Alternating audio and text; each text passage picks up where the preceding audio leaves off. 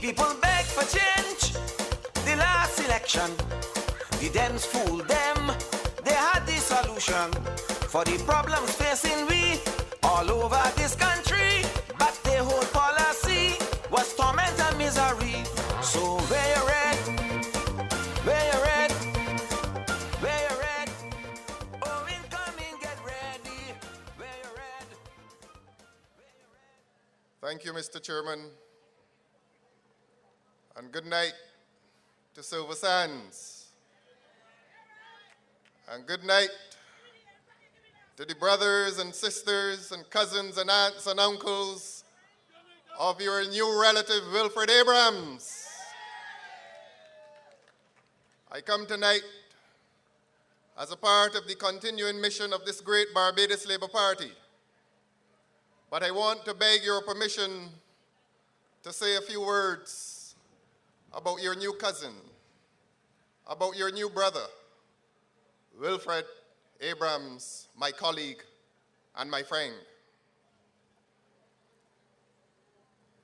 I have known Wilfred from the time that he's become a member of the legal profession.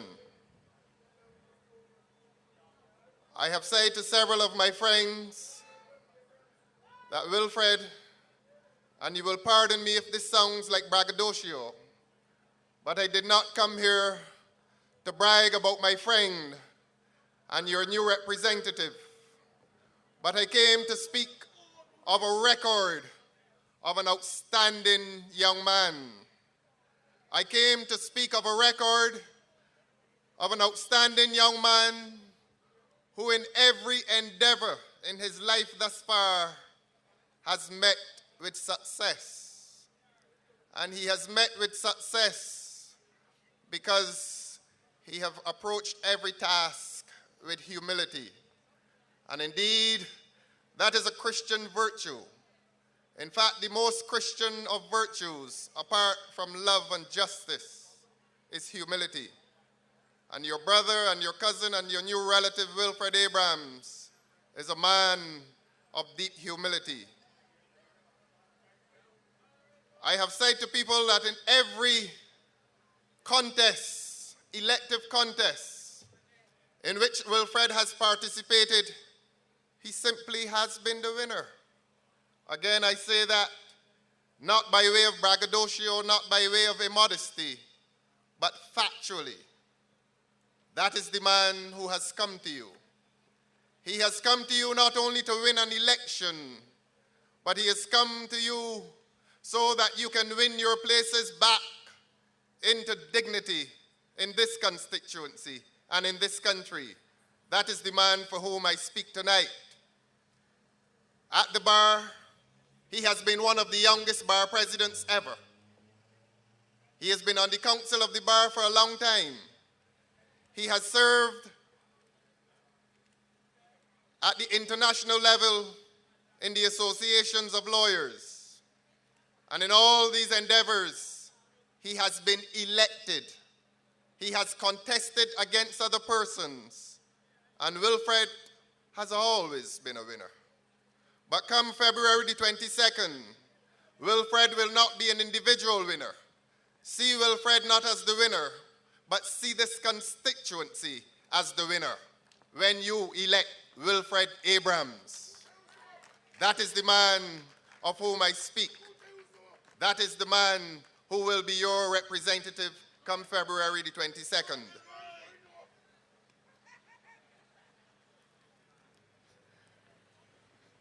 I think the gentleman is wearing a right shirt.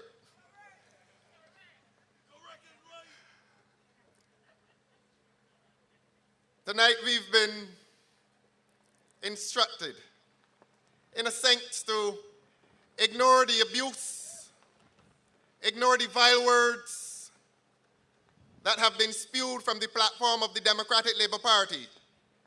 Tonight we're on the home stretch. Tonight Silver Sands is on the home stretch. You have seen Wilfred Abrams for weeks and months now. You know the man that you will have, and the man that you will have knows you.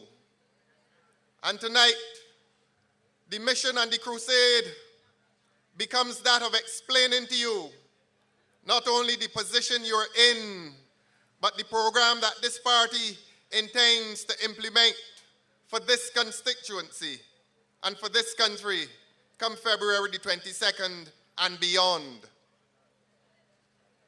I therefore want to address you on a few aspects of the manifesto.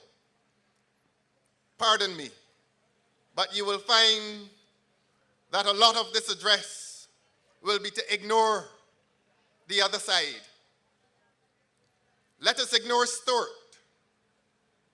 Let us ignore Sinclair. Let us ignore Don Villinis. Let us ignore Dennis Lowe. Let us get to the people's business, because February the 22nd is a new dawn. February the 22nd is a new beginning. February the 22nd is when freedom beckons. February the 22nd is when dignity beckons. And we have no time to pause and to wonder, what is Frank Stewart's portfolio? But if I pause and ask you tonight, what is Frank Stewart's portfolio? You do not know. This is the first prime minister in the history of free Barbados where the average citizen has been unable to say, what is this man's portfolio? We simply do not know.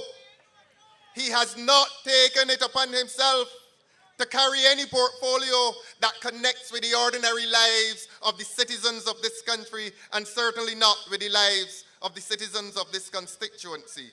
So let us ignore him, because he has spent the last 3 years ignoring you. You do not know what is his portfolio. He walked over a dead man and became prime minister, and he has stood on his coffin for the last 2.5 years talking about that man, and it is time that we want to hear from Frank Stewart.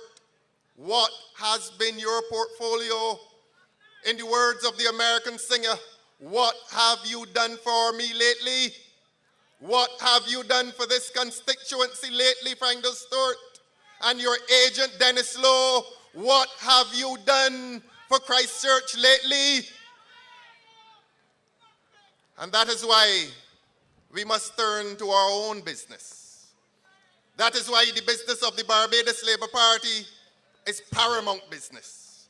That is why this manifesto tonight becomes the document, becomes the contract between the people of this country and this great Barbados Labour Party. I have felt the momentum. Again, this is not a modesty. I have felt it. I have felt the voices calling for change in this constituency. Don't matter about the votes that we have to turn back.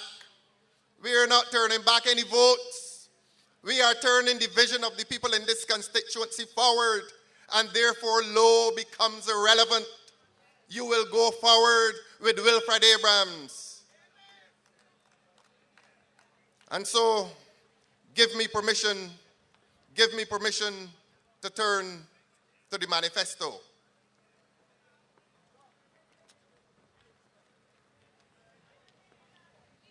It remains a fact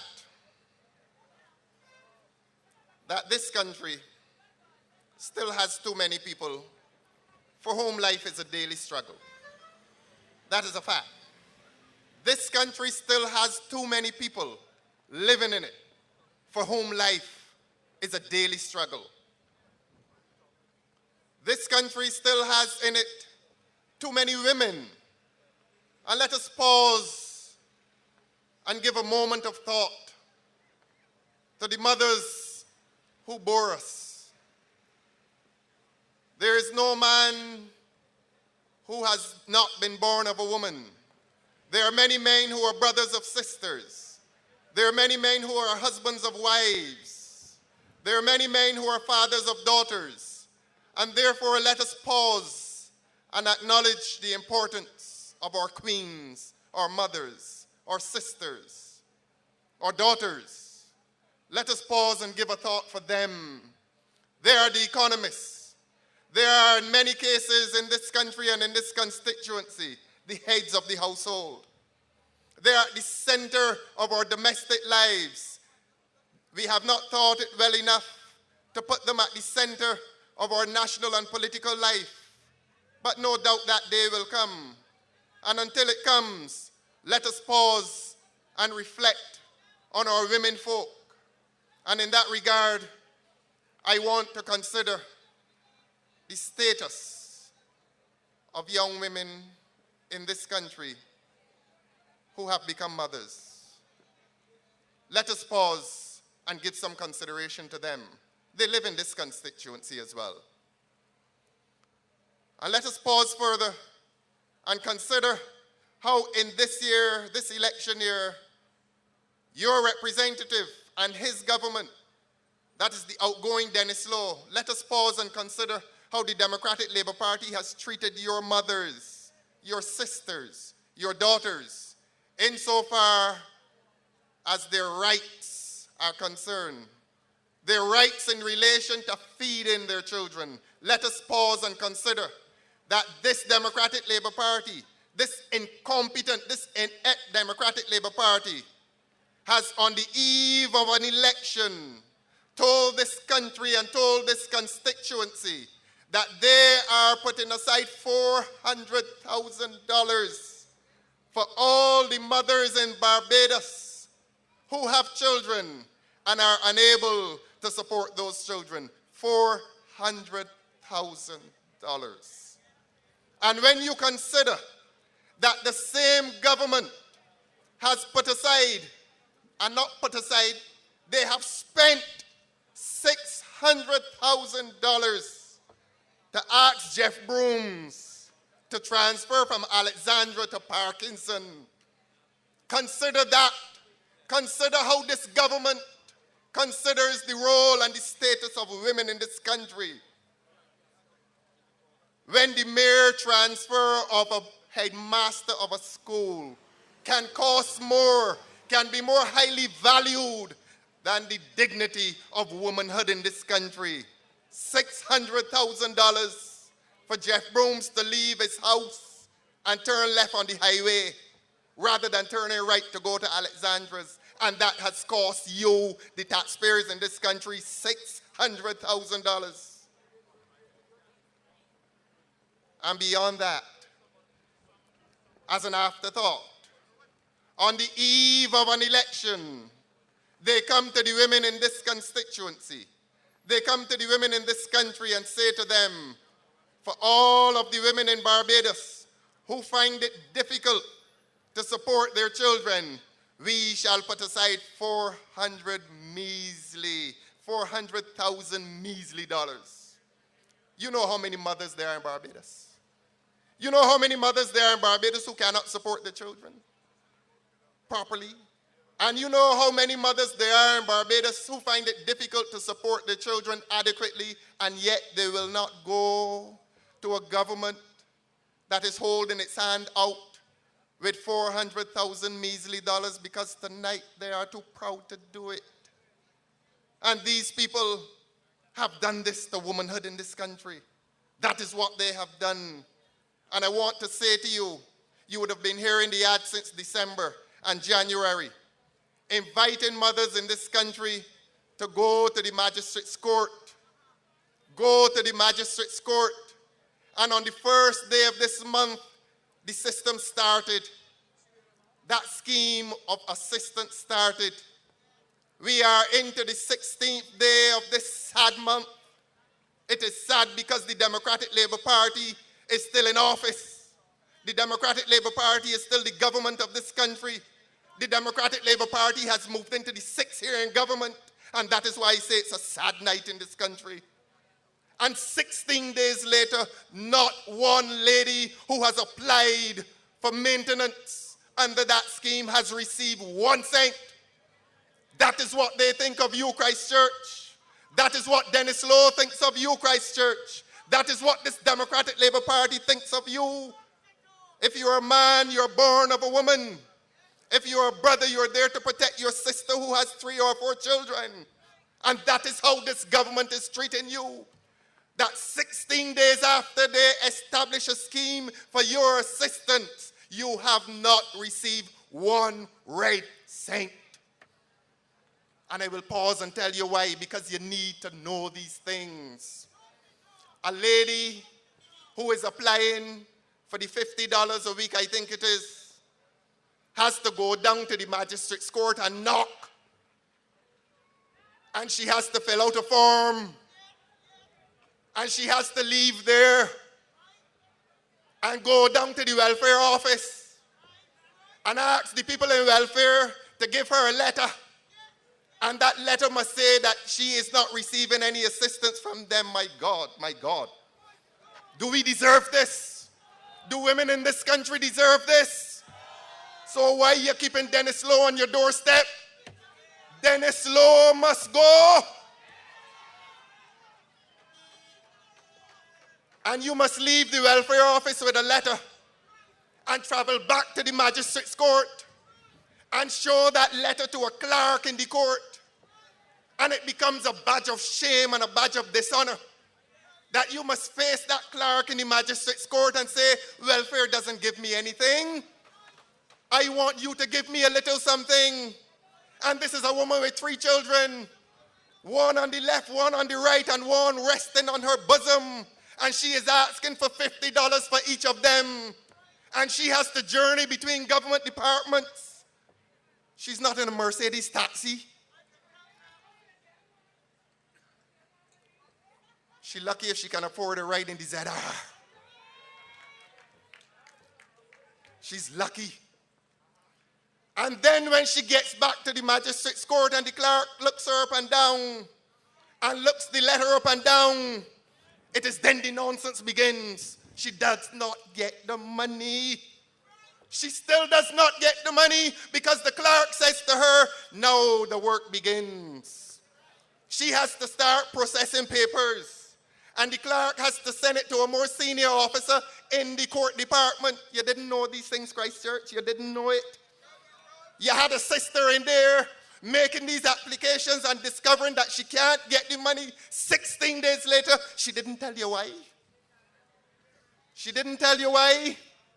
But this is why she hasn't been able to get the money. Because Dennis Lowe, this government has sent your sister, has sent your mother on a ride, on a wild goose chase between government departments trying to get $50. $50 per child per week. And then the clerk, I'm going to tell you more. You want to hear more?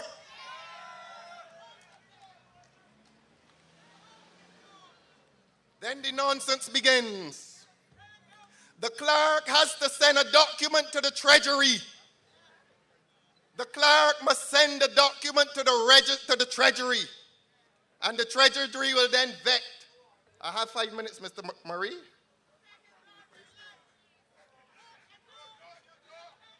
I must leave you. But before I leave you, I want to tell you this. That the Treasury will determine again whether you're entitled. They will look at all the documentation and they will write a check. And that check goes back to the court. How will the lady know when the check gets back to the court? How will she know? And I made my inquiries on behalf of a destitute woman. And you know what I discovered? The clerk at the court will have to contact the mother. Now, my goodness. A lady with 3 children. A lady who is destitute. A lady who is desperate. A lady who has a child from a man who has been delinquent. And he's not been delinquent because he's malicious or malevolent. He has been delinquent because this government put him out of work. We are being penalized by an incompetent government. We are being penalized by an incompetent government, not only the women, but the men in this country, the men in this constituency. Your women are being asked to run between government departments. the worst forms of shame and indignity visited on the women of this country for 400,000 election dollars. It has nothing to do with assisting this constituency. It has to do with assisting the Democratic Labour Party to return into your hearts and to return your votes to them. But I say tonight, they're saying dems again. You say no. They're saying dems again.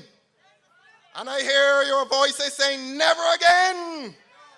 Never again to law. I see a poster. Law Dennis. Law Dennis. That is what I see on the poster. Not here to insult anybody. You saw it. Law Dennis.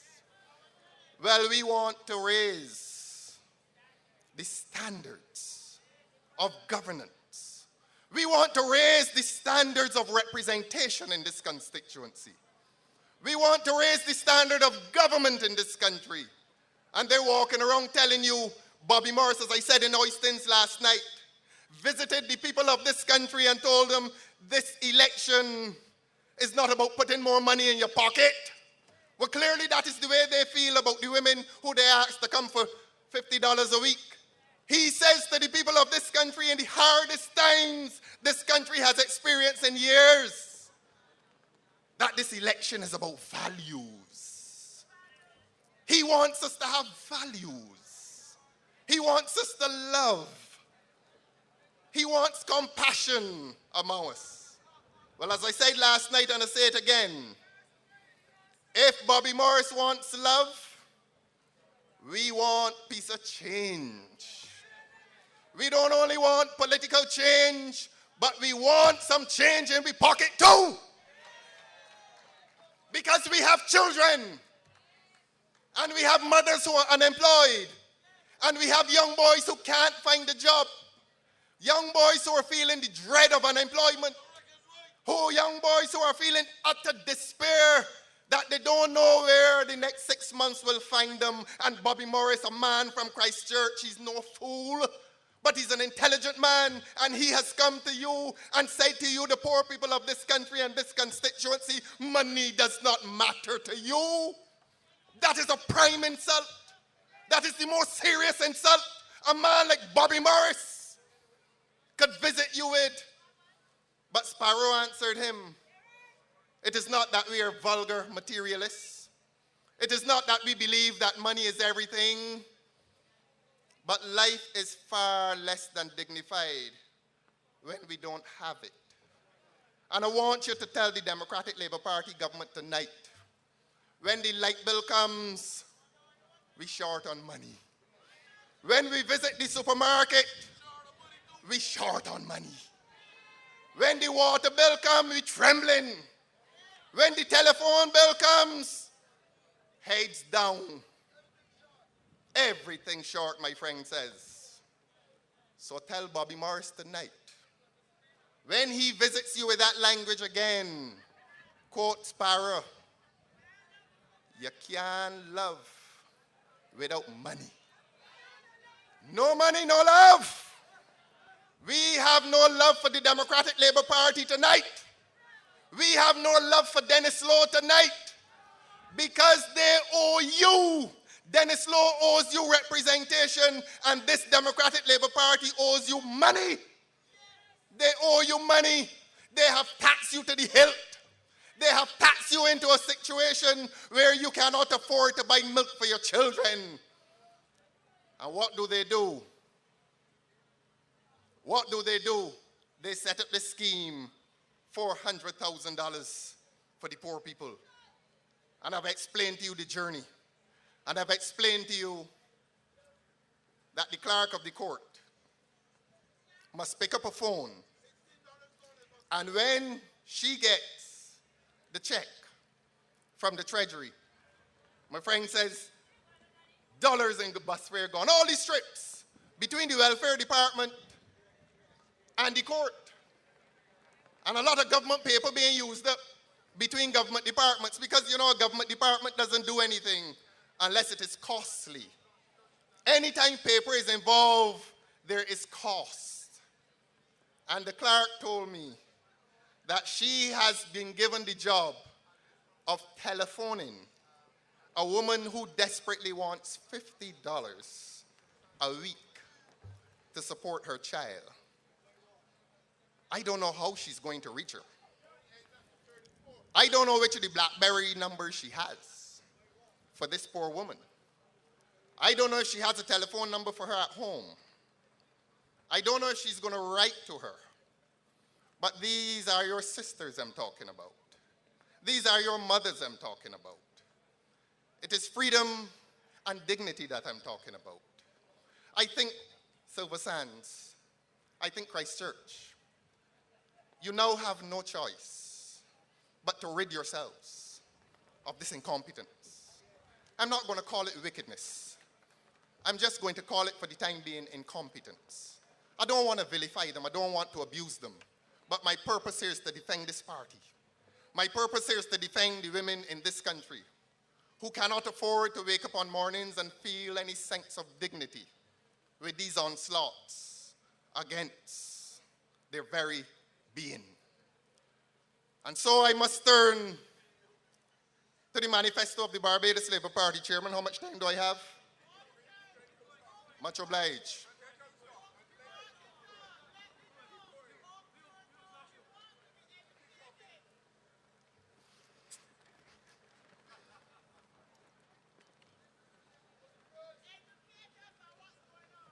Indeed, my friend, this platform is not about cursing female heads of organizations and calling them all kinds of nonsense. This is a gathering of people who want to be educated. This is a gathering of people who recognize that if we educate ourselves as to our circumstances, we move forward as one. That we elevate this nation. You read Proverbs? You read Proverbs? I'm not hearing any answers. Have you read Proverbs? Well, we're going to elevate this nation. And we're not going to do it because this party is great. We're going to do it because the people in this country are great. And the people of this country discovered their greatness between 1994 and 2008. But we respected the voice of the people. The people wanted change, and they got change. And we do not criticize them for that, because in a democracy, that is your right. That is your privilege. That is your discretion. So you got the political change. But as I said before to Bobby Morris, we want the other kind of change. And we're going to get it. We're going to get a change of government. And Mr. Clyde Maskell, and Mr. Anthony Wood, and Mr. Tyrone Barker, and the esteemed regional leader, Mr. Owen Arthur, will tell you about the other change that you want, the tax relief. And they will tell you that you, the women, you, the main born of those women, will never again have to see them make those journeys between government departments for $50 measly. It is not right. And so, I want to let you know that at this time in this country, a lady who has one child or a lady who has more than one child, if she wishes to apply to the court for money to help with the upkeep of that child, she has to go to a magistrate's court. And you know, the law has discriminated against single women for a long time. And as I say to you, single women are mothers of men. They're daughters of men. So men, I don't wish you to see this as any separate part of humanity. We are involved in the lives of our women, and when women hurt, we hurt too. And we have legislation in this country that has condemned a single woman into the magistrate's court where the money is low. And that has to come to an end. We have legislation in this country which gives a married woman, and these are the biases and the prejudices that we've lived with for many years, that even the law has made a distinction in the way married women are treated and the way in which it treats single women. It puts single women at a disadvantage, and that, Christ Church, must come to an end. It must come to an end, and a Barbados Labour Party government will bring that to an end. That every woman should have equal right of access to the highest court in this country when she is seeking to defend the interests, the financial interests of her children. And you know as well as I do that when a married woman goes to the High Court for money for children, I'm not talking any secrets, I'm not bringing any secrets out of the courts. White Park Road is not a place of secrets. White Park Road is supposed to be a place of justice. And justice is only properly done when it is done in public. Justice is not a private thing. And I want you to know what happens on White Park Road. That when married women go to the High Court, more often than not, they can come back home with more money than the single women who go down to St. Matthias Court or who go to Oyston's Magistrate Court. And they got the same child with 2 eyes. They got the same child with teeth in the mouth. They got the same child with 2 hands and 2 feet. And the same children want to run about the same way. The same children want to exercise dignity among each other. But the law, for a long time and too long, has treated single women differently from married women. And Dennis has never told you that. Dennis has never made any representation to his parliament and to his government to say that this is wrong. And let me tell you something about this great Barbados Labour Party. In 1980, this great Barbados Labour Party passed the Status of Children Reform Act. And there are people who are going to vote for us on Thursday who will not know this.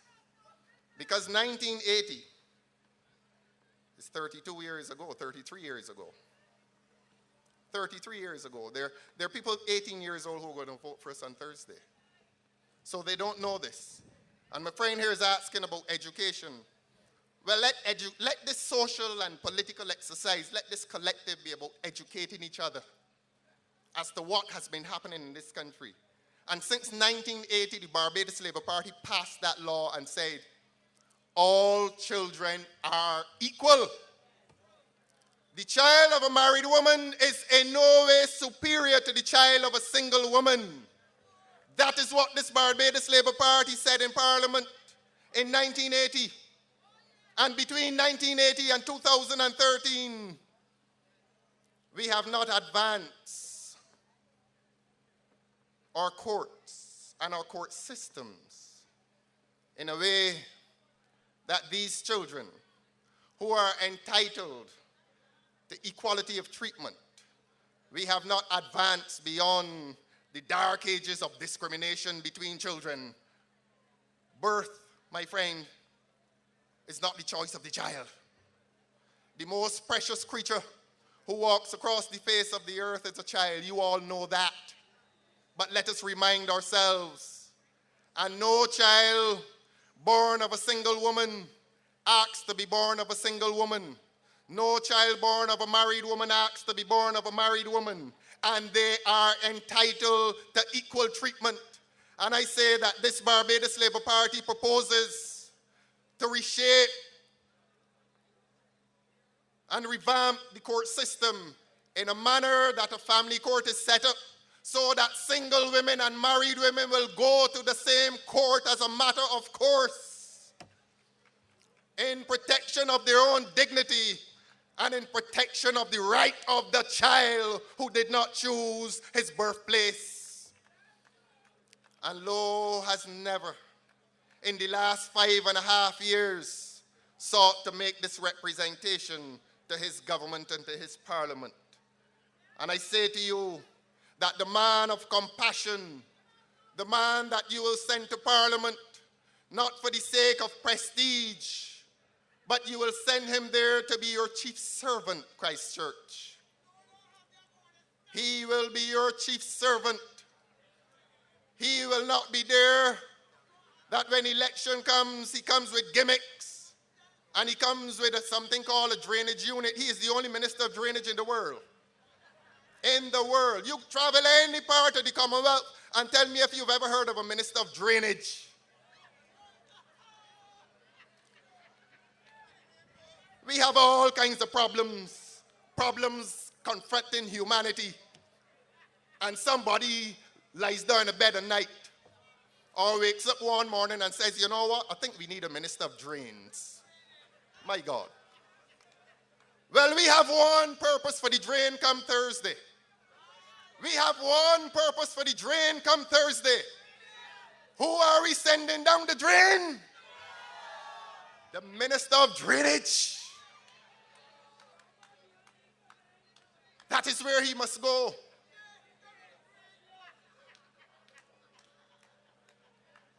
But give me permission to come back to the law. Give me permission to come back to the courts. Give me permission to tell you that under a new administration, you have the right to insist that your new Barbados Labour Party government sets up a family court, a place of dignity. I know there are some of you in this crowd, and I beg your pardon, you don't want me to say it, but let me remind those who have not gone that one of the most undignified journeys you could make is to a magistrate's court, where women are sitting, Christchurch, nursing their children. I see this every day. Women are bearing their breasts, nursing a child while waiting for a magistrate to hear their application, while waiting for a magistrate to hear them express the child's right. Is this what we as humanity have come to? Is this the treatment that our women deserve? Is this the treatment that the child of the man deserves? This Barbados Labour Party says no, and this Barbados Labour Party has no choice except to take you into a new dispensation, a dispensation in which the rights of the child are recognized and the dignity of the woman is protected from here on and evermore. Is this what you want, Christchurch? Well, you know what you have to do to get it. A dangerous incompetence has afflicted government in this country. A very dangerous incompetence. And you would not hear me say that they're wicked.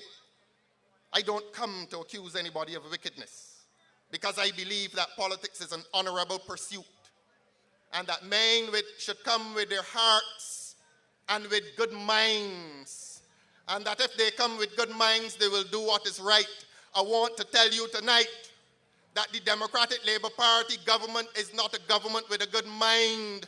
I want to say to you, and I want to apologize to them, I want to call them dunces. They are dunces, and that is why they cannot get anything done properly. That is why if your relative gets ill and you take him to the hospital and that relative needs surgery and that relative is wheeled up to the surgery and you saw a ninja man with a scalpel and you saw a gearbox dressed down ready to do surgery, and standing behind them ready to assist them is Frindle Stewart and Chris Sinclair. You're going to give this country, the patient called Barbados, over to the hands of these men? No, you're not. This relative called Barbados, this patient called Barbados needs proper attention. The economy of this country needs the attention of Dr. Maskell. The economy of this country needs the attention of Dr. Wood. Men highly trained and educated in their pursuit. I come not to boast of what these men have done, but I want to humbly commend them for what they can do and what they will do for this economy. And you will look into your manifesto and you will see the tax relief that is being offered. You will see that these men and Dr. Tyrone Barker have come up with creative ways based on an intellect, based on intelligence. They have come up with creative ways to lower your light and power bill. My God, you have a government that now tells you that they can't lower prices. You have a government that tells you that you are condemned to high electricity bills because some man hovering outside in the Atlantic Ocean, who is called the international recession, has them on hold. Well, the people of this country brighter than that. This is not the first recession that has afflicted Barbados. It is not the first. And I want to make this confession to you and this concession. Look, we're intelligent people. We know our history. We know where we've come from. We know how far we must go. And we know we've not got there yet. We know that. And there's a sense in which this country really, Christchurch, has never been out of crisis. Do you know how vulnerable your economy is? That management of the economy requires expertise from day to night. That every waking day of Owen Arthur's life between 1994 and 2008, he was confronted with a problem called management of an economy. And these people behave as if you just sail along, and that there's something called international recession or the international economy, and that when that moves to the right, we must move to the right too. The management of an economy, of a local economy, takes creative intellect. It takes policies, internal policies. After 9/11, Mr. Arthur steered this economy, although our major partners up north and across in the Atlantic suffered from international recession as a result of terrorist acts. And as I say, there's a sense in which we have never been out of crisis. But you need proper surgeons. If the patient is ill, please send that patient to the right doctor. Please send that patient to a doctor who knows what he's doing. Please take this patient out of the hands of a prime minister who has no portfolio.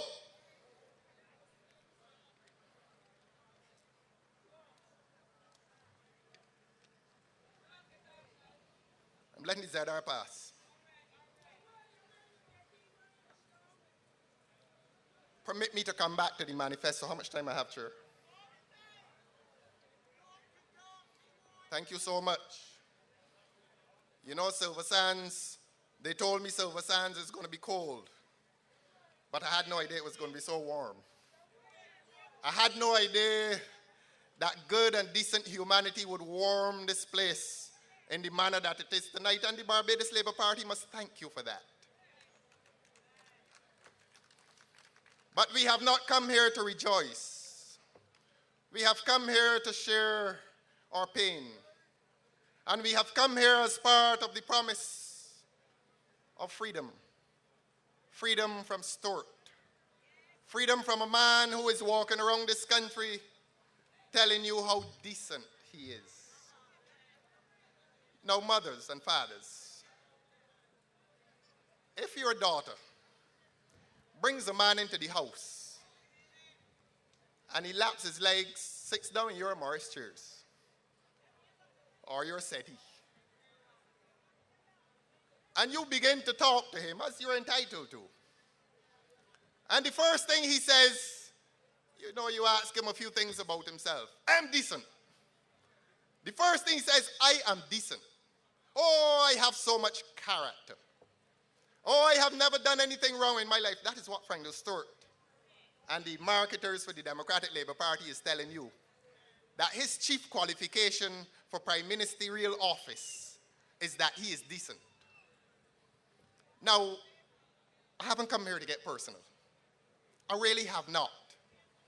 But I want you to tell Frank Stuart that in the event that he thinks that he is decent, and I'm going to say it again, in the event that Frank Stuart thinks that he is decent, tell Frank Stuart that the majority of Barbadians are decent too. The majority of Barbadians are decent people too. And the majority of Barbadians don't want the right to ruin the lives of the others. Whether he thinks he is decent or not, that does not qualify him for office. And if a newspaper has to shout into your face every day If a radio ad has to shout into your ears every day that Frank Stewart is decent, it seems that he is protesting his decency. It seems that he is forcing the point on you. I have never heard Wilfred Abrams say to you that he is decent. In the 14 years of plenty and good intelligent government, I never heard Oinatha say to you once that his qualification for the job is decency, but those of us who know him know that not only is he qualified for prime ministerial office, but he is decently qualified, and he's an entirely decent man who did not bring measures to this country to make our lives undignified, and that is the essence of decency. The way in which you treat your fellow citizens, not this man who has dragged his office into a 6th year. Is that decent, Mr. Stewart?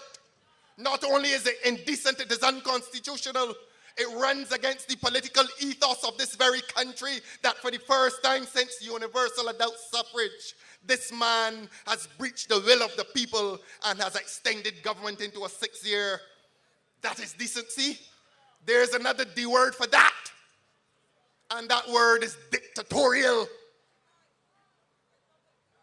And he talks about power hungry. What greater lust for power can there be than that a man breaches the political will of a people and comes to them taunting and teasing them on television at night? Oh, the election will come soon. And we're into 6 years, and he is decent. Well, we decent too. And we want decent standards. We want decent standards, not only personally, but decency in government and decency in governance. I want to turn to the police. I want to turn to the police. Several of you came here tonight taking several things for granted. You came here tonight to do what many people in Jamaica are afraid to do. If you happen to go into Jamaica during an election, you have to be careful about the colors you wear. The people of this country have been wearing red and yellow for the past few weeks. Of course, it is patently obvious to those of us who can see that the red is in the majority. It is obvious. And we know why. We know why we are in the majority. But we take several things for granted. That in Jamaica during an election, you cannot go in as a tourist and accidentally wear the wrong color shirt or indeed the right color shirt, because you expose yourselves to the prospect of violence. Have we had any violence in Silver Sands tonight?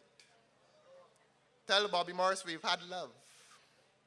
If he wants love, tell him we've had love and education and sharing of ideas. And tell Bobby Morris that in the protection of ourselves, we have a police force. A police force that has not always been popular. But amidst our several assaults, verbal and otherwise, we recognize that this is the body of state, this is the institution of state, which is primarily responsible for our domestic protection. And for that, we must applaud the police. Because under the law,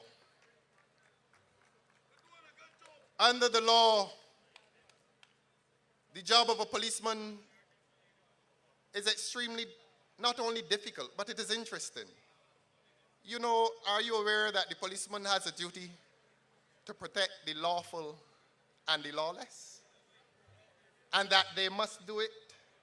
That even if a man has committed the most heinous offense, the most dastardly offense, still the police must protect him and his rights. That if he goes to any of the dilapidated stations around, still the policeman must protect him as much as they must protect the rest of us who are also decent. Because I say to you again, this country has more than one decent man in the event that he thinks he's decent. But let us leave him alone, lonely as he will be come 22nd. And the time has come, Silver Sands, when persons who become police officers in this country, whose duty it is to protect the lawful and the lawless, who has chosen that noble calling called policing, must receive proper incentive, must receive the kind of income which is commensurate with that duty that exceeds any other civil duty in this country. And it is this great party's proposal that constables in this country, police constables in this country, who find themselves morning, noon, and night at 3 a.m. and 3 p.m., they do the same thing. We get tired at 3 a.m., they do not get tired. And so when you enter that great Barbados police force, you must be protected too. And you must be protected financially. And police officers who enter the force at the level of constable, as they all do, must receive a pay increase. That is in your manifesto. I want the young people to go online and show your mothers and fathers who don't know anything about the computer. Show them this manifesto of this Labour Party and tell them that this is a promise. I stand here tonight and say that this is a solemn promise. This is a serious undertaking made by this great party to protect our policemen in the way that they have protected us.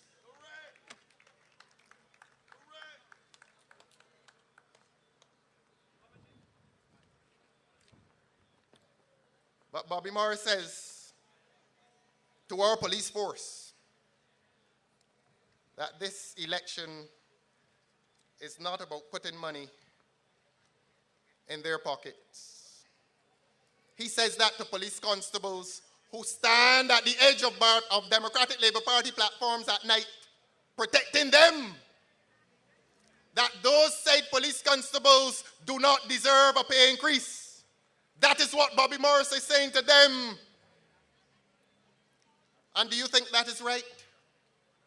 Do you think, you've already told me that you don't think it is right that women have been ill-treated by this government.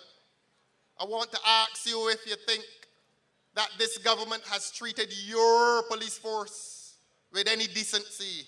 I say to you, they have not. And I repeat to you that page 78 of the Barbados Labour Party manifesto makes a solemn pledge to improve salaries of police constables at the entry level, including the payment of competency-based increments for constables and sergeants. You would have heard the word competency mentioned there. And it is a word you'll hear throughout much of this campaign because you've been afflicted by incompetent government.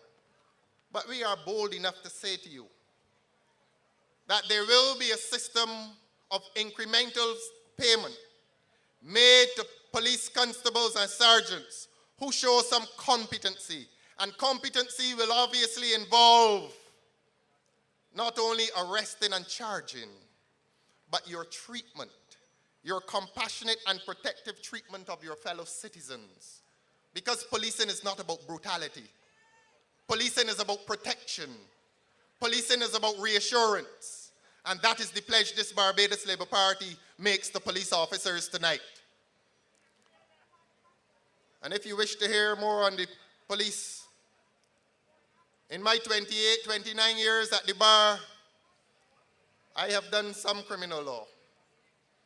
And one of the most painful experiences, and it still is like that, after this amount of time, you tend to establish good relationships with people in the system. The persons who work in the courts, the clerks, sometimes even policemen. Because ours is a joint enterprise in search of justice. That is our joint enterprise in the courts, justice. And it embarrasses me quite often to go to a police station to visit a suspect or an accused person and to see the conditions in which he is held. You know, and I feel a sense of pain for the accused and the police. I feel a sense of pain that the police have to hold the man, question the man, detain the man, sometimes in an office that is riddled with cobweb, no air conditioning, and a solitary wooden chair. And this is a breach of the covenant that we must make with our police officers and with our accused persons and our suspected persons who go to police stations. Because police stations are built not only for police officers, but they are built to accommodate the accused persons and the suspects who must continue to have their rights protected. And therefore, this Barbados Labour Party, when in government, will upgrade the police stations across this country, not only for the sake of police officers, but for the sake of the citizens of this country. That is the solemn pledge of this party. That is the pact we make with this country. That is the pact we make with this constituency, to dignify our women and to protect our police officers.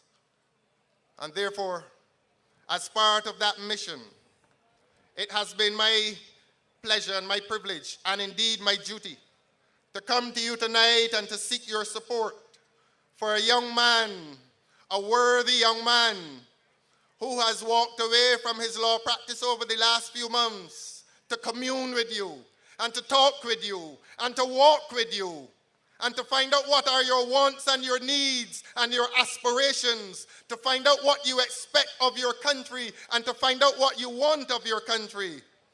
And I'm so proud to be associated with my friend Wilfred.